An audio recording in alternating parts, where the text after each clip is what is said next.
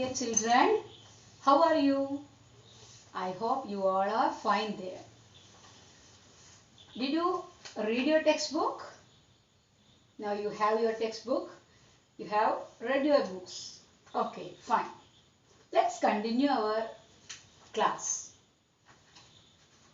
The next topic we have to discuss is countries surrounding India. Listen to the board.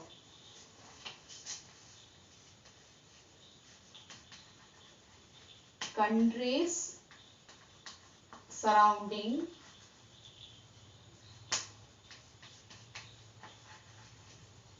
India. There are some neighboring countries to India. We are going to discuss about the neighboring countries of India, neighbors. Okay, we have a lot of neighbors, no? Like our country India also a lot of neighbors. Which are the neighbors of our country? Okay, India shares its borders with different countries in the northern side, in the northwest, in the east, in the south. There are some countries share its boundaries. Okay, Pakistan and Afghanistan in the northwest side of India. The northwest boundary of India share with Pakistan and Afghanistan. Listen.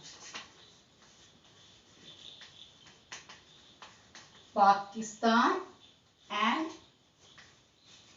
Afghanistan, where it lies in the northwest side lies Pakistan and Afghanistan. And Nepal, China and Bhutan. Listen. Nepal, China and Bhutan. Nepal, China and Bhutan lie north to India. Shares north boundary. Okay, northern boundary. Pakistan and Afghanistan in the northwest side of India, and Nepal, China, Bhutan in the northern side of India, and Myanmar and Bangladesh to the east. Myanmar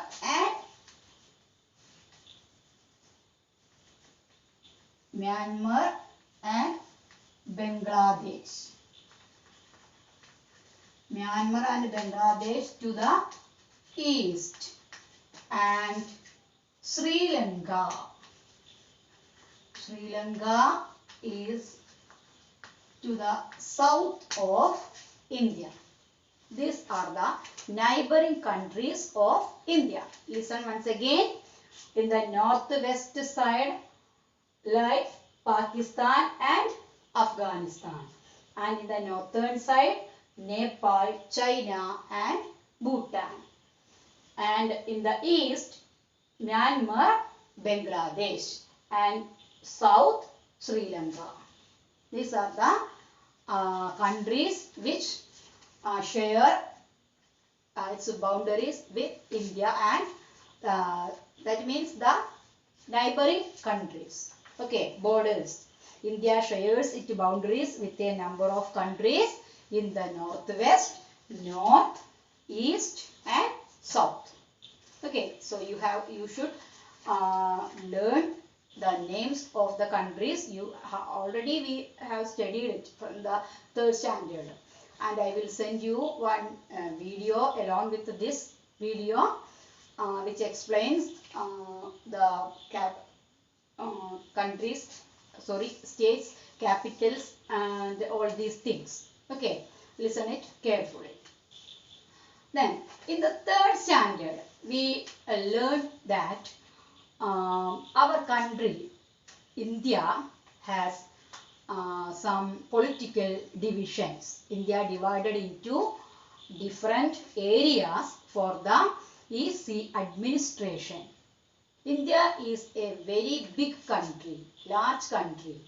So, for the smooth administration or to rule the country easily, India is divided into states and union territories.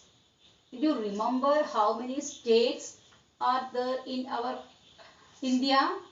We already studied from the third standard. In India, now we have 28 states. Listen to the board.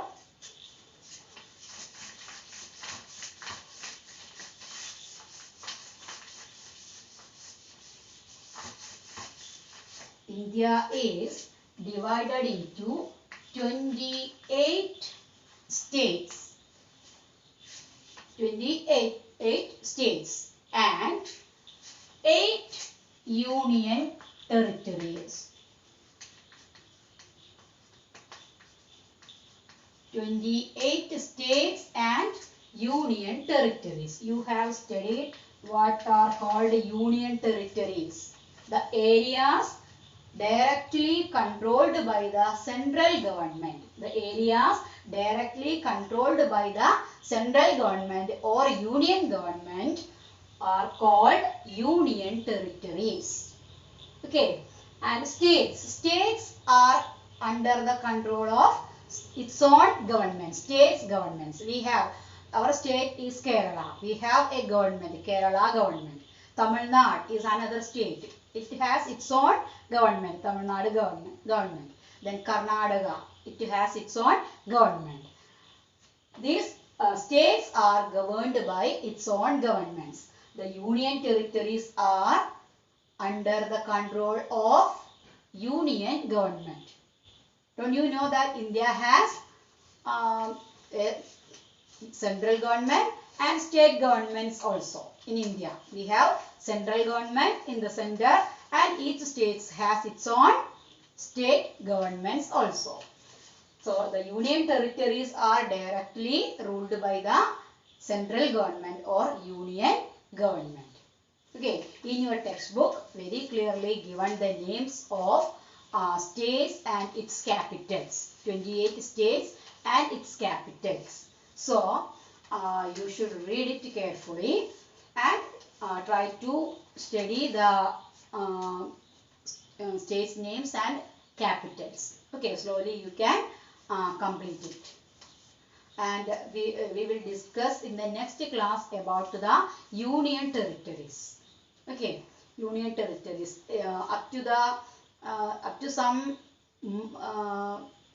this time. See, up to this time you have maybe we studied about all 9 union territories. In the last year I think we studied 9 union territories. But now what happened very recently, 2 union territories merged and become 1. That's why now 8 union territories. Okay, that names also given in your textbook very clearly, that we will discuss in the next class. So, in this class you learned about the neighboring countries. Okay, states and capitals you read from your textbook, the names of states and its capitals. Okay, and I will send you some homeworks with the help of your textbook. Do it properly and send to me. Okay, shall we wind up your today's class? Okay, thank you.